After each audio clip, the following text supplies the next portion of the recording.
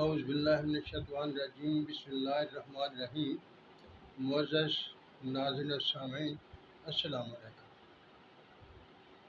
یہ روایت تو بنی اسرائیل کی ہے لیکن ہے اچھی۔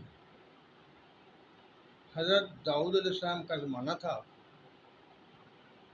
ایک آدمی اللہ تعالیٰ سے ہمیشہ کہتا رہتا، اے اللہ تعالیٰ میرے حصے کا رزق مجھے دے دے، میرے حصے کا رزق مجھے دے دے۔ لوگ اسے کہتے تو یار اٹھو کوئی کام کرو کہ تو رزق ملے گا، ایسے کیسے تم کام کرتے نہیں ہو، کہتے رہتے اللہ میرا رزق مجھے دے دے۔ لیکن وہ آدمی اپنی ضد پر قائم رہا اور وہ ہمیشہ یہی کہتا، اللہ تعالیٰ میرا رزق مجھے دے دے، اللہ تعالیٰ میرا رزق مجھے دے دے۔ اللہ کا کرنا ایسا ہوا کہ ایک دن وہ شخص اپنے گھر میں بیٹھا ہوا تھا کہ ایک گائے دوڑتی ہوئی آئی اور اس کے گھر میں داخل ہو گئی، اس کی حویلی میں داخل ہو گئی۔ وہ اٹھا، بھاگا اور اسے جلدی سے حویلی کا دروازہ بند کر دیا۔ جب اس نے دروازہ بند کر دیا تو گائے کو پکڑ کر اسے ذبح کیا، گوشت بنایا اور کھانے لگا۔ اسی اثناء میں اس کا مالک، جو گائے کا مالک تھا، وہ اسے ڈھونڈتا ہوا وہاں آ نکلا اور اس نے کہا، بھائی یہ میری گائے تم نے ذبح کرے کھا رہے ہو، اچھے شریف آدمی ہو تم۔ وہ کہنے لگا کہ رب نے میرا رزق مجھے دیا ہے، میں رب سے اس کے مانگتا ہوں اللہ میرا رزق مجھے دے دے، تو رب نے بھیج دیا، میں نے پکڑی کھا لیا۔ جب بات بڑی تنازع ہوا تو وہ دونوں شخص حضرت داؤد علیہ السلام کے پاس پہنچے اور ساری بات سنائی۔ داؤد علیہ السلام نے کہا کہ وہ آدمی جو دعا کیا کرتا تھا اللہ مجھے میرا رزق دے دے، اور اس نے گائے کو ذبح کر لیا تھا، وہ کھا رہا تھا، اس کو کہا یار یہ تو غلط بات ہے، گائے تو اس مالک کی تھی، وہ تمہارے گھر آ گئی تو تم نے پکڑ کے ذبح کر لیا اور کھانا شروع کر دیا، یہ تو غلط بات ہے، یہ تو گل ٹھیک نہیں ہے، یہ بات ٹھیک نہیں ہے۔ خیر داؤد علیہ السلام نے کہا ہم آج اس فیصلے کو رہنے دیتے ہیں، کل کریں گے یہ فیصلہ۔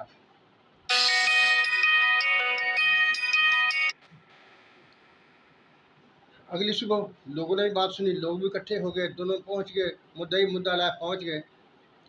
اللہ تعالیٰ نے حضرت داؤد علیہ السلام کو وحی کر کے کہا تھا کہ تم گائے کے مالک کو کہہ دو کہ وہ گائے اس کو معاف کر دے۔ داؤد علیہ السلام نے اللہ کے مطابق گائے کے مالک کو کہہ دیا، تمہارے پاس اور بہت سا مال ہے، تمہارے جائیداد کافی ہے، یہ غریب آدمی ہے، یہ گائے اسے بخش دو۔ لیکن وہ شخص نہ مانا، کہنے لگا کل تو آپ کہہ رہے تھے کہ آپ نے بہت ظلم کیا، اس کی گائے کو ذبح کر دیا، آج کہہ رہے ہو کہ اس کی گائے اس کو دے دو، معاف کر دو، میں معاف نہیں کروں گا۔ خیر داؤد علیہ السلام نے کہا چلو رہنے دو، آج اس بات کا فیصلہ نہیں کرتے، کل کو فیصلہ کریں گے۔ لوگ چلے گئے، اگلی صبح سارے اکٹھے ہو کے آ گئے اور شہر میں بھی اب دھوم مچ گئی کہ کیسا ایک عجیب فیصلہ ہے۔ جب سب لوگ اکٹھے ہو گئے تو حضرت داؤد علیہ السلام نے کہا کہ تم ایسا کرو، تمہاری جتنی اور گائیں ہیں وہ ساری گائیں اس آدمی کو دے دو۔ وہ کہنے لگا یا حضرت آپ کیسا فیصلہ کر رہے ہیں، پہلے دن آپ نے کہا تھا یہ تم نے ظلم کیا، دوسرے نے مجھ سے کہا اس کو گائے دے دو، وہ آج کہہ رہے ہو کہ ساری گائے اسے دے دو۔ اللہ تعالیٰ نے اسی وقت داؤد علیہ السلام کو وحی کی کہ تم اس سے کہو کہ تمہاری جو دکانیں ہیں جو دادا وہ بھی اسی کو دے دو۔ جب حضرت داؤد علیہ السلام نے یہ کہا تو وہ تو سیخ پا ہو گیا، وہ لوگ بھی عجیب طرح شور مچانے لگے، یہ کیسا فیصلہ ہے۔ ان کے شور شرابے سے حضرت داؤد علیہ السلام کو بہت غصہ چڑھا، تو انہوں نے اس گائے کے مالک بازو سے پکڑا اور اسے لے چلے۔ جب وہ جنگل میں گئے، ایک درخت کے پاس پہنچے تو اس سے کہنے لگے کہ یہ تمہیں کچھ دیکھ کر یاد آیا؟ وہ کہنے لگا نہیں مجھے کیا یاد آنا تھا، میں تو یہاں پہلی مرتبہ آپ مجھے لے کر آئے ہیں۔ تو اس سے تھوڑا سا ایک طرف ہو کر داؤد علیہ السلام نے اس کو کہا یہاں سے زمین کھودو۔ جب اسے زمین کو کھودی تو نیچے سے ایک خون آلود چھری نکل آئی۔ اس چھری کو دیکھ کر داؤد علیہ السلام نے اس سے کہا ابھی تجھ کو کچھ یاد آیا کہ نہیں یاد آیا؟ وہ کہنے لگا نہیں مجھے تو کچھ یاد نہیں ہے، حالانکہ وہ اندر سے کانپ رہا تھا، اسے پتہ چل چکا تھا جو معاملہ تھا کہ اصل معاملہ کیا ہے۔ جب اس نے اس پر بھی انکار کر دیا کہ مجھے کوئی بات یاد نہیں آئی تو حضرت داؤد علیہ السلام نے کہا یہ وہی جگہ ہے جہاں تم نے اس گائے کھانے والے شخص کے باپ کو جس کا تو غلام تھا تو نے اسے قتل کیا تھا اور اس کے सारे सामान पर कब्ज़ा कर लिया था। जब ये बात हज़रत दाऊद अलैहिस्सलाम ने कही, वो लोग भी हक्का बक्का रह गए और वो आदमी बहुत परेशान हुआ, माफ़िया मांगने लगा। लेकर हज़रत दाऊद अलैहिस्सलाम ने कहा, नहीं, अब तुझे माफ़ी नहीं मिलेगी, तुम्हें इसकी सज़ा भुगतनी पड़ेगी, और उसको कत्ल कर दिया गया। ये थी वो कहानी जिसने मुझे बहुत मुतासर किया।